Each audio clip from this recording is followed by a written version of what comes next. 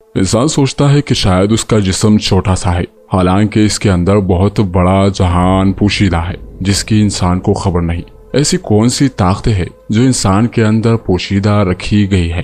اگر فرشتے عبادت کے لیے کافی تھے تو پھر انسان کو بنانے کی آخر ضرورت ہی کیا تھی؟ آخر وہ کون سی اللہ کی نشانیاں ہیں جو انسان کے اندر پوشیدہ ہے؟ انسان کی حیثیت اس کائنات میں کیا ہے اور وہ اس دنیا میں کیوں بھیجا گیا؟ آج آپ جاننے والے ہو۔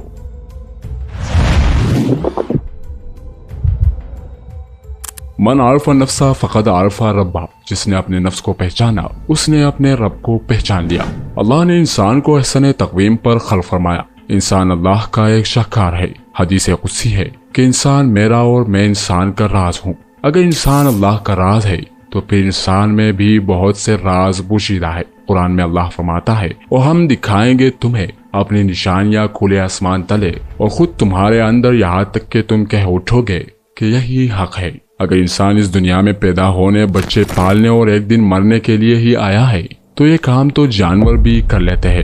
انسان کو اس دنیا میں بھیجنے کا مقصد کچھ اور ہے۔ حضرت آدم علیہ السلام سے لے کر اب تک انسان کے پاس جتنی بھی تاریخ موجود ہے، اس میں بہت بڑے بڑے فلاسفرز، دانشور، صوفی، سنت، فقیر، درویش سب ایک ہی بات کہتے آئے ہیں کہ اپنے آپ کو جاننا ہے، اپنے اندر کے سفر پر روانہ ہونا ہے۔ اپنے آپ کو جاننے اور پہچاننے کے لیے مختلف مذاہب میں مختلف مشقیں، ریاضتیں کی جاتی ہے۔ ان مشقوں اور ریاضتوں کو کچھ لوگ self awareness, spiritual awakening, spiritual enlightenment, Irfan نفس، عرفان ذات یا خودی کا نام دیتے ہیں۔ حالانکہ یہ سب معرفت الہی کے راستے ہیں اور ان سب کی منزل ایک ہی ہے۔ یہ ایک خاص علم ہے جو خاص لوگوں کو عطا ہوتا ہے، اور اس کی خاصیت یہ بھی ہے کہ یہ کسب سے نہیں بلکہ خالق کی عطا سے ملتا ہے۔ اس علم کو کتابوں سے حاصل نہیں کیا جا سکتا۔ جیسے ایک صوفی درویش کا قول ہے کہ تم نہیں پہنچ سکتے اللہ تک عبادتوں اور ریاضتوں کے ساتھ۔ اللہ کا راز اہل علم کے سینے میں ہے، وہ جس کو چاہے دے دے۔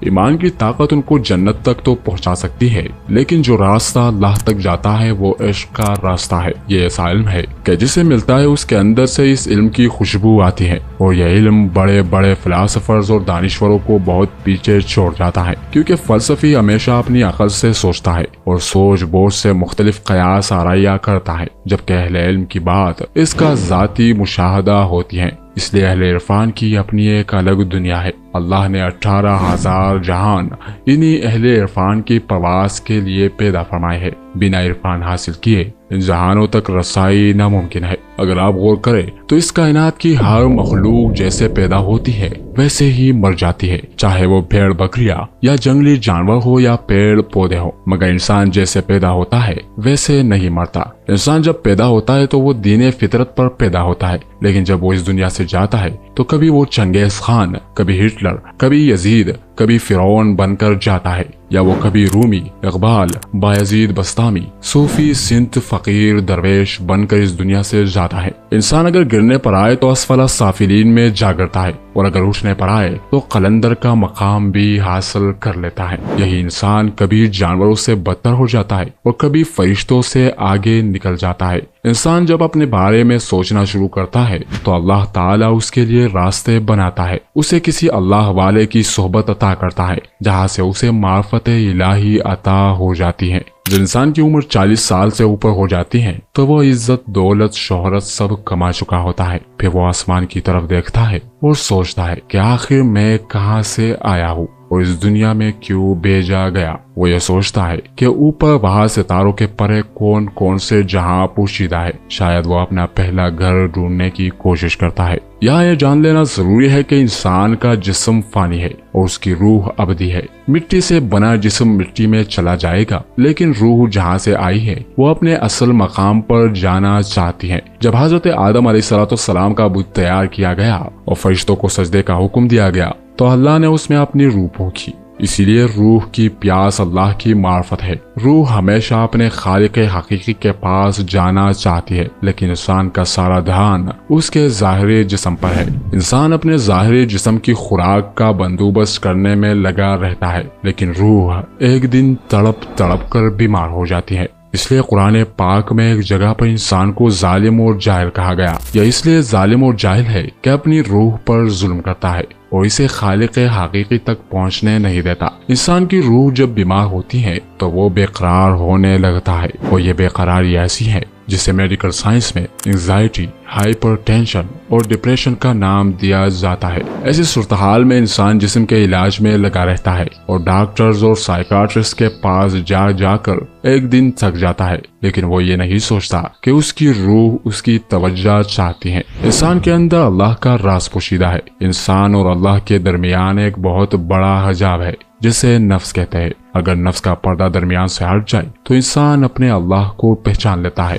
اگر کسی کے دل میں یہ خیال آ جائے کہ اسے اپنی کھوج کرنی ہے، اپنے اندر کا سفر کرنا ہے، تو سمجھ لے کہ اس پہ اللہ مہربان ہو گیا جس نے اسے اس کھوج میں لگا دیا۔ یہ کھوج ہر کسی کے دل میں پیدا نہیں ہوتی، اور جس کے دل میں پیدا ہو جائے، جس کو اللہ کی لگن لگ جائے، وہ اس پزل کو ایک دن سولو کر ہی لیتا ہے اور بارگاہ الہی تک پہنچ جاتا ہے۔ اللہ نے ہر انسان کے اندر اپنا بیج رکھ کر بھیجا ہے۔ اللہ کا یہ بیج ہر انسان میں موجود ہے، چاہے وہ ہندو، مسلم، سکھ، عیسائی یا کسی بھی فرقے سے تعلق رکھتا ہو، کیونکہ ہر بچہ دین فطرت پر پیدا ہوتا ہے، اور یہ اس کے ماں باپ ہے جو اسے سکھ، عیسائی یا ہندو بنا دیتے ہیں۔ یہی وجہ ہے کہ اللہ والوں نے شریعت کی تعلیم کے بعد طریقت اور معرفت کے لیے کسی مرشد کامل کی تلاش کی۔ مرشد اس بیج کے لیے ایک خاص زمین تیار کرتا ہے اور آہستہ آہستہ اس کی آبیاری کرنی شروع کر دیتا ہے، اور ایک دن وہ بیج کومپر کی صورت میں پھوٹ پڑتا ہے۔ یہ بیج جب پھوٹتا ہے تو آہستہ آہستہ وقت گزرنے کے ساتھ ساتھ ایک تناور درخت بن جاتا ہے۔